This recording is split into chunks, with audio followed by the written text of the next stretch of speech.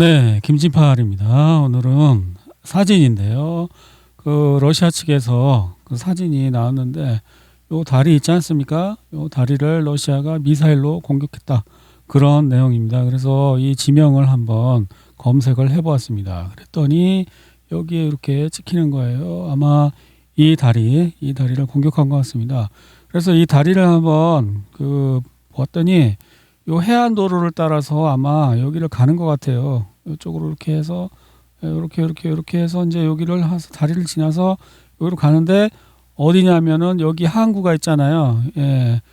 도나우 강인지 다뉴브 강인지 그 강이 있거든요. 강변에 이런 항구들이 있어요. 요 항구에서 화물을 내리면 화물이 이제 오데사까지 가는데 그 길목에 있는 요 다리를 끄는 것 같아요. 그러면 우회 다리가 없냐? 여기 있잖아요. 예, 여기 한 세 군데 있거든요. 근데 여기는 남의 나라 땅을 지나가야 돼. 그래서 어떻게 될지 모르겠는데 하여튼 여기도 있긴 있어요. 그래서 요 다리가 가장 유력해요. 여기로 지나가면 이제 여기도 끊겠죠.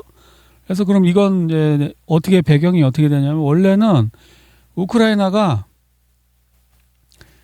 이리로 배가 다녔어요. 화물 싣는 배가. 근데 이제 러시아가 여기 공격을 하니까 이쪽으로 갔단 말이에요. 이쪽에 또 항구가 있으니까. 근데 이제 여기도 이제 이렇게 다녔는데 얼마 전에 여기 흑해로 가는 여기 유조선 공격했잖아요. 그러니까 러시아도 이제 공격을 하는 거예요. 근데 외국 배를 이제 공격을 하기에는 정치적으로 좀 부담스러우니까 다리를 끊기로 한 것 같아요. 터키 배 막 공격했지 않습니까? 그때. 근데 터키 배가 그러니까 터키한테 또 밑보이면 또 안 좋으니까 그냥 여기를 다리를 끊기로 그렇게 한 것 같습니다. 근데 요 다리로 안 지나가면 에이 여기로 지나가지 이러면 그러면 이제 이 다리도 끊겠죠. 네. 그런 상황인 것 같아요. ISOW 지도를 보시면 여기 있는 요 다리로 보입니다. 네. 그리고 수미 지역에 24시간 변화가 없고요. 볼찬스크 변화가 없고요. 쿠피안스크 지역에 변화가 보이지 않고요. 가만히 있어봐. 변화가 보이지 않는 게 아니라 훨씬 더 아니나 모르겠다. 하여튼 됐고요. 자, 알아볼 수 없게 바꿨어요. 이 비금 때문에 알아볼 수가 없어. 그리고 여기 리만 지역 변화가 없고요. 시베르스크 변화가 없고요. 그다음에 여기 콘스탄티노프가 변화가 없고요. 포크롭스크 미르노그라도 변화가 없고요.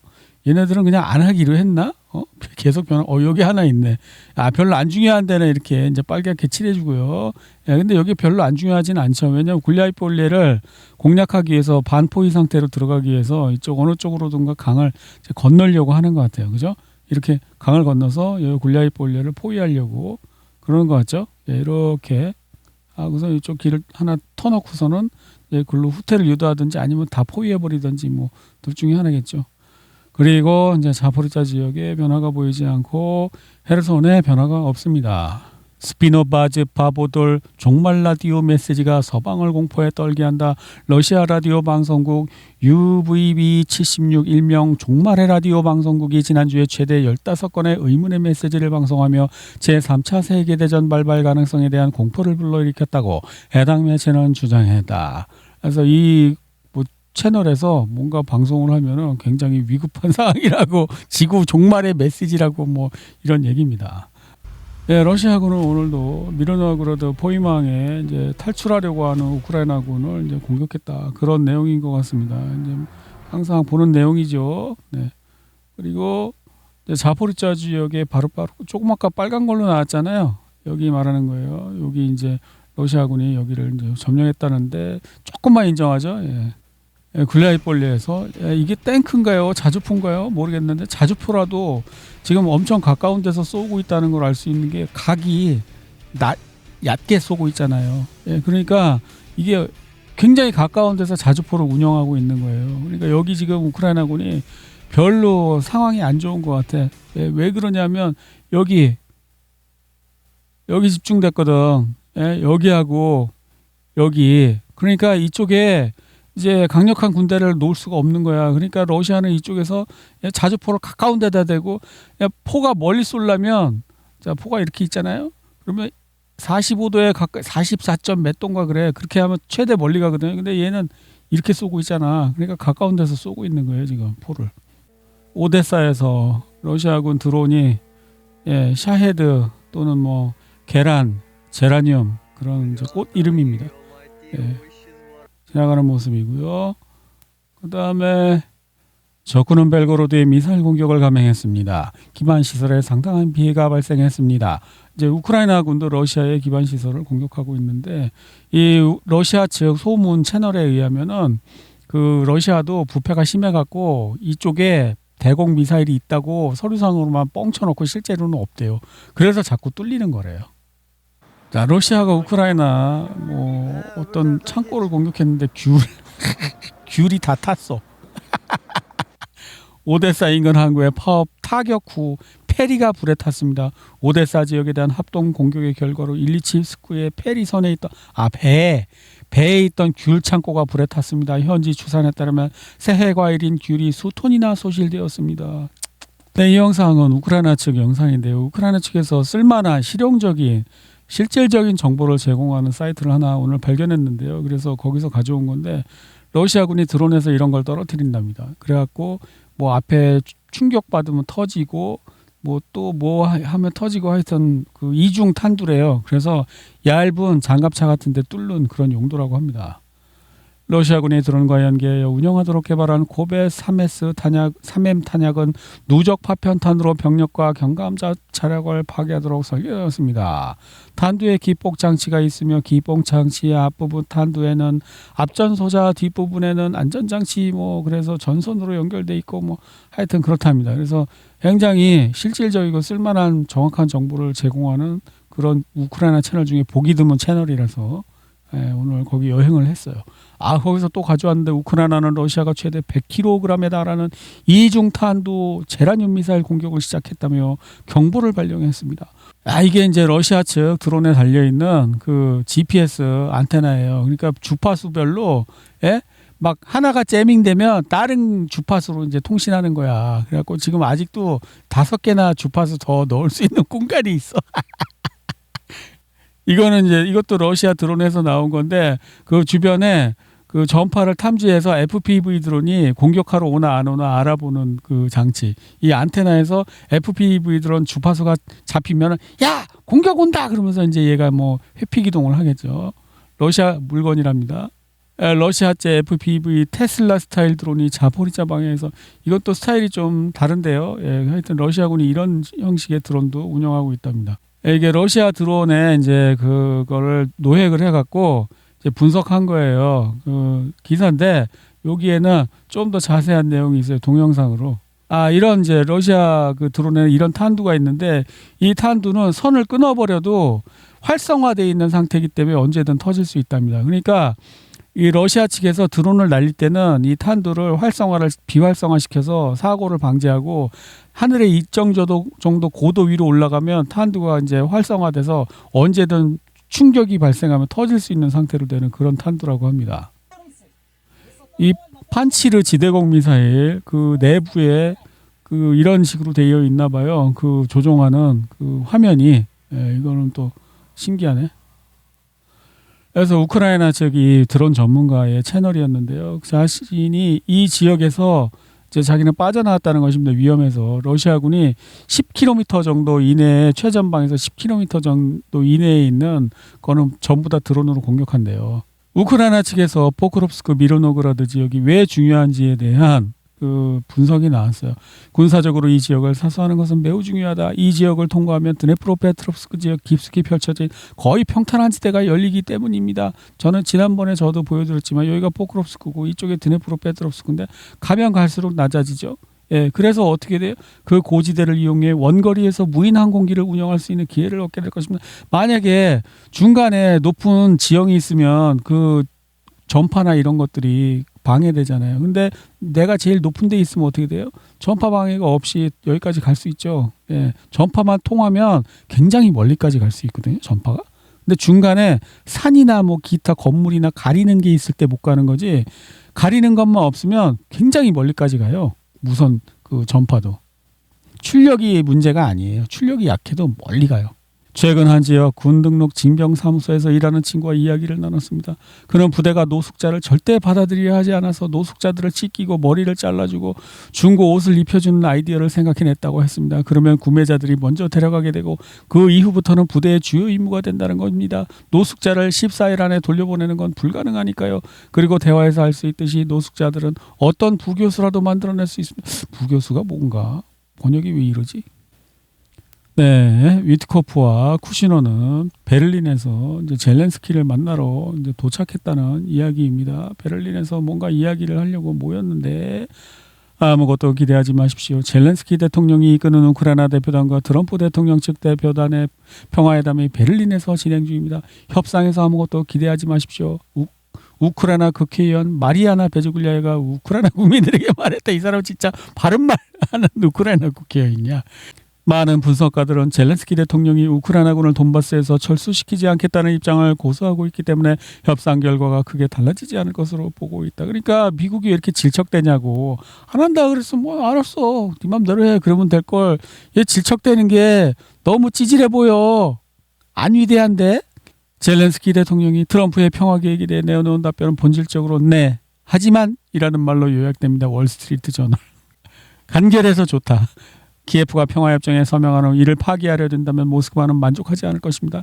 이러한 협정의 이행을 보장하는 시스템이 반드시 마련되어야 합니다. 예. 러시아도 키예프가 약속을 안 지킬까 봐 걱정하고 키예프도 러시아가 우크라이나군이 철수할 경우 러시아군의 진격을 저지할 수 있는 요인은 무엇일까? 당연히 이런 걱정하지. 나 같아도 하겠다. 이거는 일방적으로 러시아한테 유리한 그 조건이에요. 왜 그러냐면은 그냥 여기 가장 까다로운 이 도시 벨트 라인 시가전을 안 하고 허허 발판을까지 우크라이나를 밀어낸 다음에 거기서 러시아가 여기까지 이렇게 간 다음에 우크라이나가 그 전선을 형성하기 전에 여기 방어망을 형성하기 전에 또 쳐들어가면 되는 거야. 그거는 트집이야. 잡기 나름이지. 달래 펄스 플래그라는 전문 군사 용어가 있겠어요? 가짜 깃발이라는 용어가 있잖아요.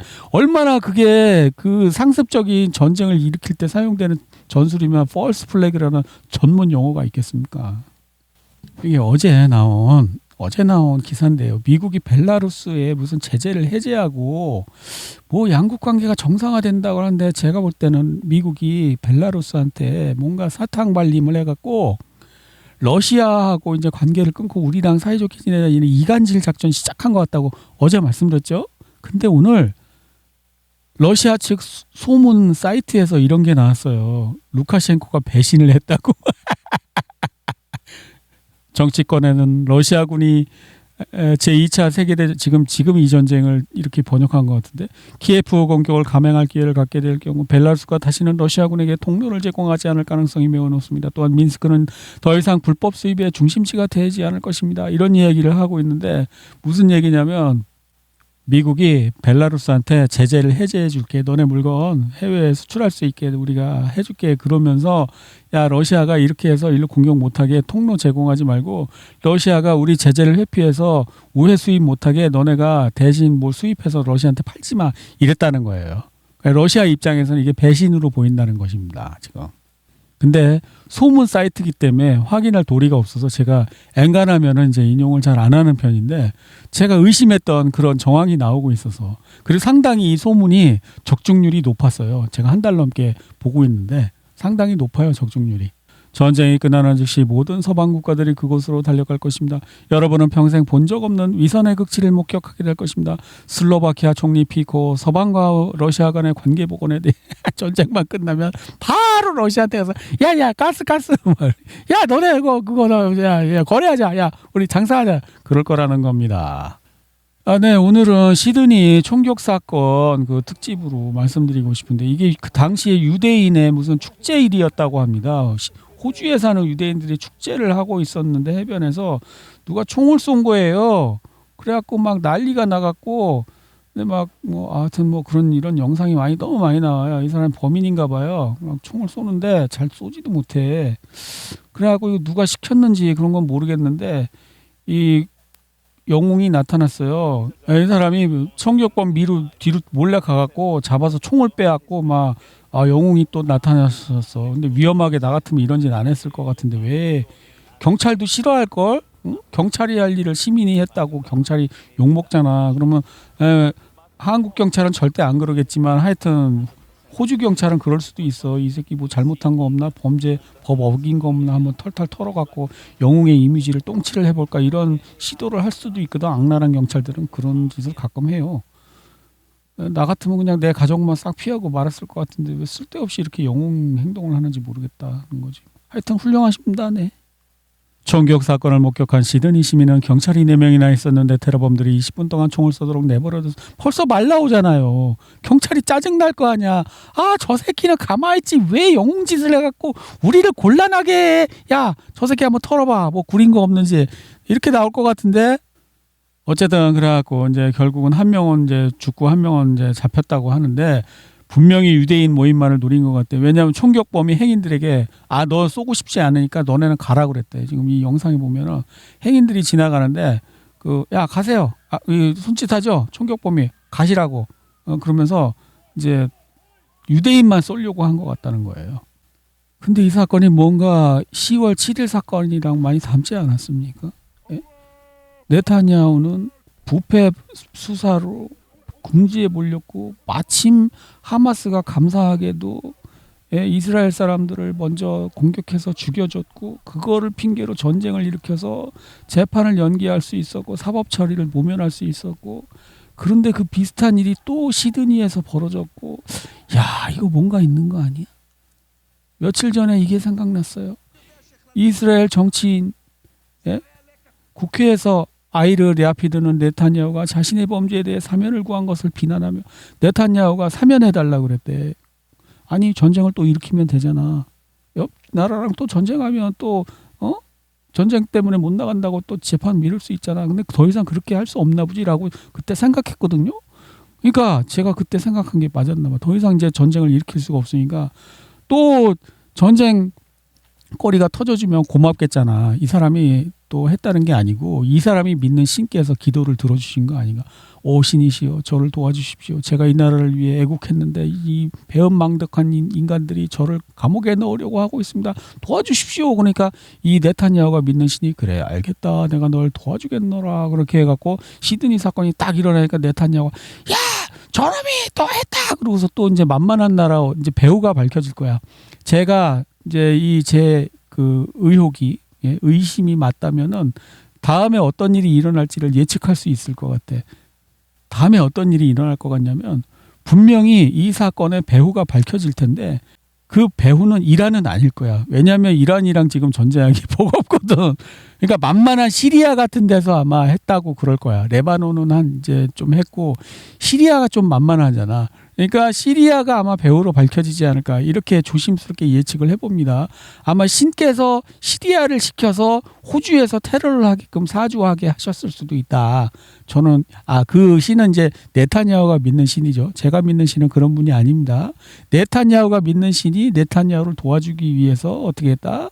호주까지 멀리 가갖고 거기서 어떤 뭔가 사건이 터져서 반유대 증오범죄 같은 걸 터뜨려서 네타냐후로 하여금 또 전쟁을 하면서 사법 처리를 면할 수 있는 기회를 주기 위해서 네타냐후가 믿는 그 악마 같은 신이 그런 것을 이제 해줬을 수 있다. 저는 그런 이제 추측을 합니다. 왜냐하면요, 당시에도 뉴욕 타임즈에도 나왔지만 이스라엘은 하마스의 공격 계획을 1년도 더 전에 알고 있었다고 뉴욕 타임즈에 나왔습니다.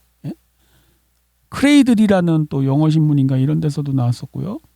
이상한 뉴스가 나왔었어요. 의심스러운.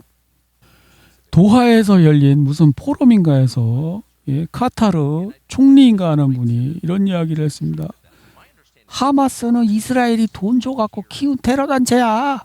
하마스와의 관계는 미국과 이스라엘의 요청으로 시작되었으며 보내진 모든 자금은 이스라엘의 중재로 가자지구로 향했습니다. 카타르 총리가 그 돈 미국하고 이스라엘이 가자지구 하마스한테 돈을 줘갖고 만든 단체야 라고 공식적으로 얘기를 했어.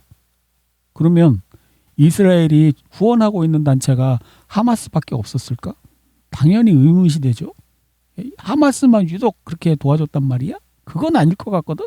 그러면 이번에 시드니 사건을 일으킨 이 총격범이 소속한 배후에 있는 이 단체에도 이스라엘이 돈을 줬을 수도 있잖아. 그런 의심이 가는 거예요. 합리적으로다가.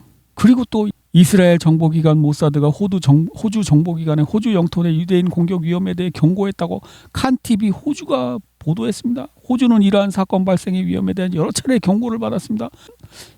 뭔가 모사드가 너무 정보력이 좋은가? 그러면 이번에도 모사드가 그 좋은 정보력으로 그 배후에는 어떤 단체가 있는데 그 어떤 단체는 시리아가 있는 거다! 이렇게 얘기할 수도 있을 것 같은데. 그리고 네탄야후 바로 숟가락 얹습니다. 네타냐후는 본다이 테러범에게 맞선 남성을 칭찬했다. 저 영웅 있잖아, 영웅. 무기 뺏은 사람. 바로 숟가락 얹어요. 그리고 이것도 어제 나온 뉴스인데요. 거의 같은 시기에 미 국방부는 IS 대원이 팔미라에서 미군 병사들을 향해 총격을 가해 사상자를 냈다고 미군이 시리아에서 죽었습니다. 이거 우연일까요? 예?